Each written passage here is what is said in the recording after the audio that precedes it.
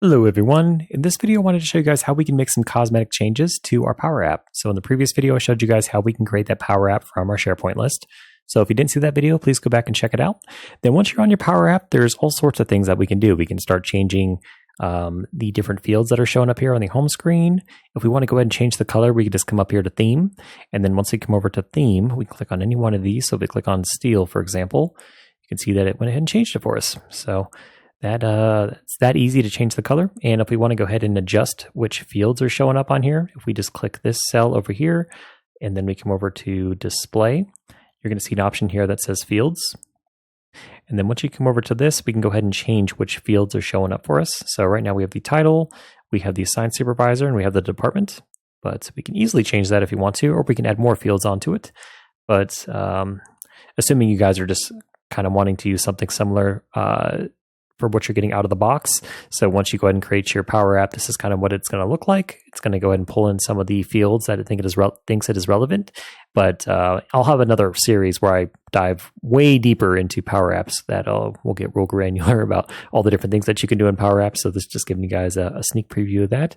And so say you change the color, say you change to the different fields that you want here to show up on your initial home screen. Then if you come off here to the left, you're going to have some different options. You're going to see the different screens that you have. And within the different screens, you're going to have all the different elements that you have in place.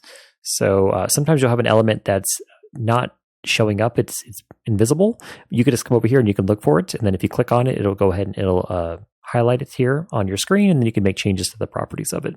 But if you want to come over to one of your other screens and make changes to it, let's say we go over to the detail screen and we click on that. Now we can just come over here, we can start clicking around and making changes to the title or the department here. We can make changes to the title.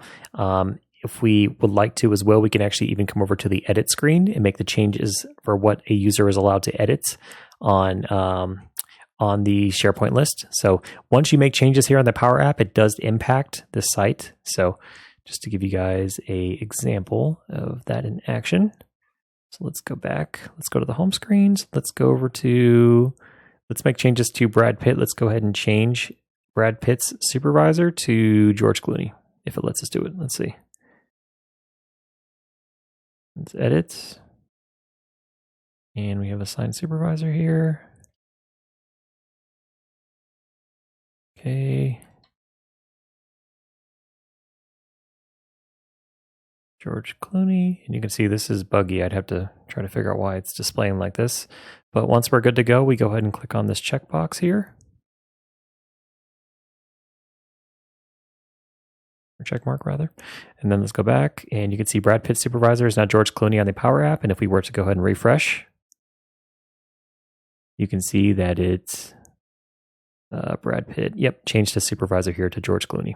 So that's just a quick preview, guys, of what you guys can do with your Power Apps. Please look for my series soon. I'm going to be going all in with Power Apps and Power Automate. So hopefully you guys can combine the two and then really use those to expand out all of the functionality that you're able to offer to your customers through SharePoint.